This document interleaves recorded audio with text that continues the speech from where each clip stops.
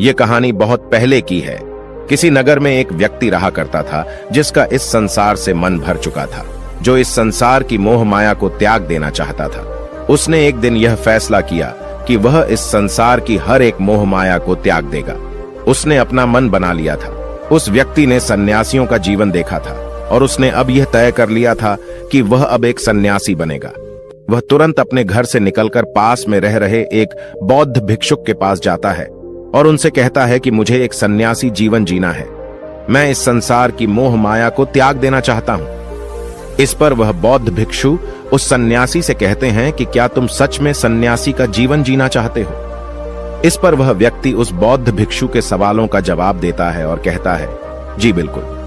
वह व्यक्ति कहता है, मैंने तय कर लिया है कि अब मुझे इस संसार की मोह माया को त्यागना है।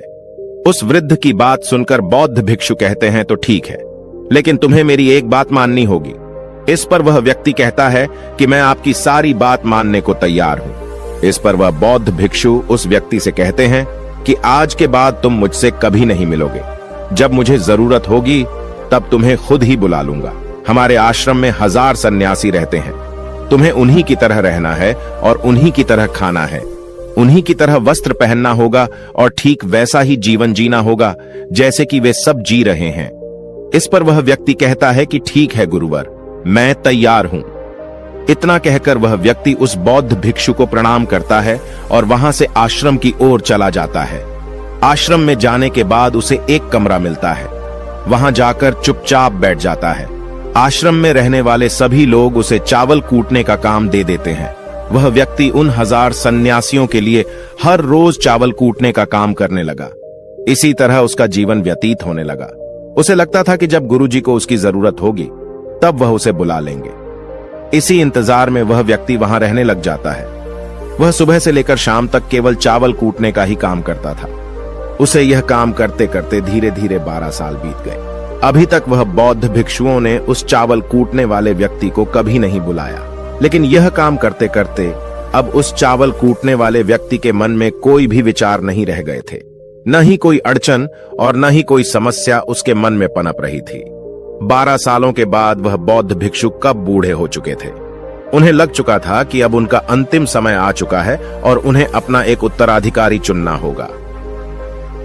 इसीलिए उन्होंने पूरे आश्रम में घोषणा करवा दी कि जो कोई भी मेरा उत्तराधिकारी बनना चाहता है वह देर रात में मेरे कमरे के बाहर 4 पंक्तियां लिखकर जाएगा और उसे उन पंक्तियों में बताना होगा कि जीवन जीने का सही तरीका क्या है, इस जीवन को किस तरीके से जीना सही है। इस जीवन का सत्य लिखना होगा। लेकिन एक बात याद रखना, उसे खुद के अनुभव के द्वारा लिखना होगा। किताब में कही हुई बातों को नहीं लिखना होगा या कहीं से नकल मारकर नहीं लिखना है। जो भी यह बताने में सफल हो जाएगा वही मेरा उत्तराधिकारी होगा।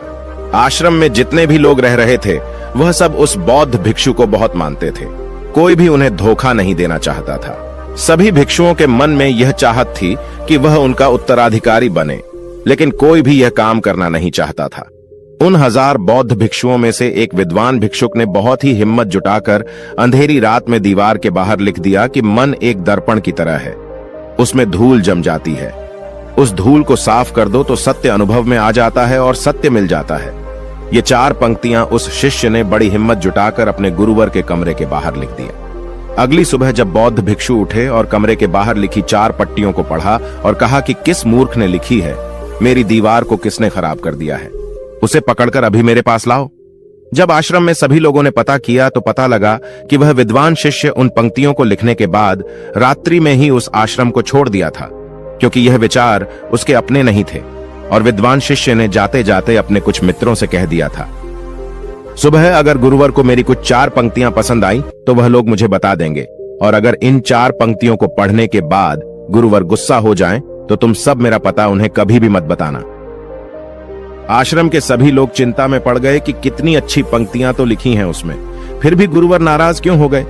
इतनी अच्छी बात तो लिखी थी उसने कि मां ने दर्पण की तरह है, अगर उसे साफ कर दिया जाए तो उसका प्रतिबिंब अस्पष्ट दिखने लगता है।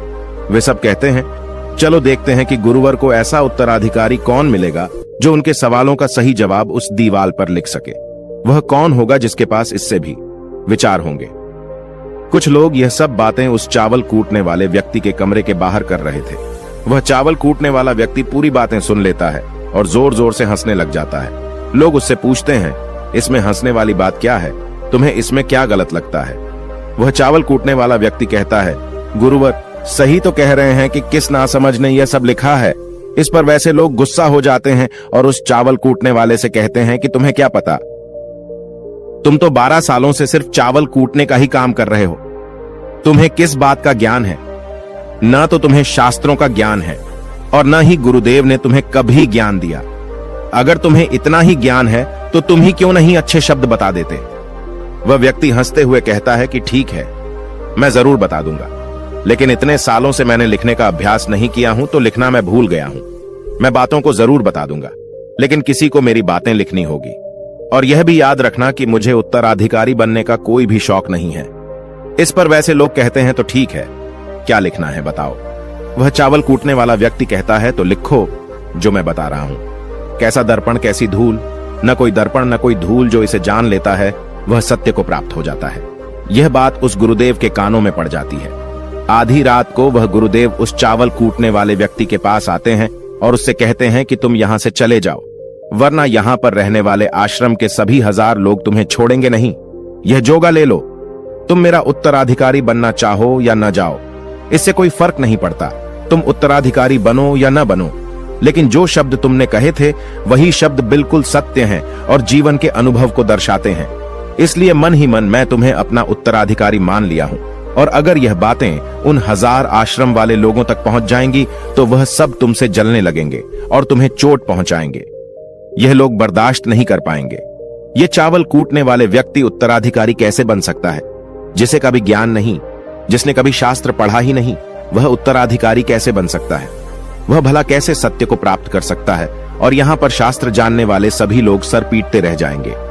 इसलिए तुम यहां से चले जाओ, कहीं और अपनी दुनिया बनाओ और वहां के लोगों को ज्ञान से भर दो। इस पर महात्मा बुद्ध ने भी अपने एक शिष्य से कहा था, जब तुम्हारे मन की सारे विचार शांत हो जाएं, तुम्हारे भीतर विचार आना बंद हो जाए, उस दिन से तुम्हें सत्य का अनुभव हो जाएगा। तुम सत्य का अनुभव करोगे, खुद को भी और इस ब्रह्मांड को भी समझ पाओगे। और यही बुद्धत्व प्राप्ति का पहला कदम है। मन को शांत करने का पहला तरीका जो बौद्ध ग्रंथों में बताया गया है वह खुद के विचारों पर करना। इन्हें अच्छे से समझना कि आखिर आपके अंदर कौन से विचार उत्पन्न हो रहे हैं, आपके अंदर आखिर क्या चल रहा है। उन्हें अच्छी तरीके से और जागरूकता के साथ समझने की कोशिश करना, न कि अपने विचारों को दबाने की कोशिश करना। अगर आप अपने मन के विचारों को दबाने की कोशिश करते हैं तो यह गलत होगा, जिसकी वजह से मन और तेजी से भटकने लगेगा और बार बार भटकेगा। लेकिन जब भी आपको लगने लगे कि आपका मन बहुत तेजी से भटक रहा है तो तुरंत आप उस पर ध्यान देना शुरू कर दें। उसको जागरूकता के साथ देखें और अपने विचारों पर ध्यान दें। निरंतर प्रयासों के बाद आप पाएंगे कि आपके अंदर विचारों को जागरूक होकर देखने की एक आदत सी लग गई है। लेकिन उसी के साथ आप यह भी देख पाएंगे कि आपके मन में बुरे विचार अत्यधिक उत्पन्न हो रहे हैं। आपके मन में जो भी विचार उत्पन्न हो रहे हैं वह सकारात्मक भी हो सकते हैं और नकारात्मक भी। उनसे आपको कोई भी छेड़खानी नहीं करनी है, बस आपको अपने प्रयास पर काम करते रहना है। लेकिन यह अभ्यास आप लगातार करते रहे हैं तो एक समय आने के बाद आप अपने विचारों को नियंत्रित करने में सफल हो जाएंगे और उसे रोक भी सकते हैं। तब जाकर आपको असली शांति और सुकून की प्राप्ति हो जाएगी। तब आपको किसी भी प्रकार की चिंता नहीं सताएगी, क्योंकि आप खुद पर विजय प्राप्त कर लिए हैं। आप अपने विचारों को नियंत्रित कर सकते हैं। दोस्तों, इस वीडियो में बने रहने के लिए सच्चे दिल से आपका बहुत बहुत आभार।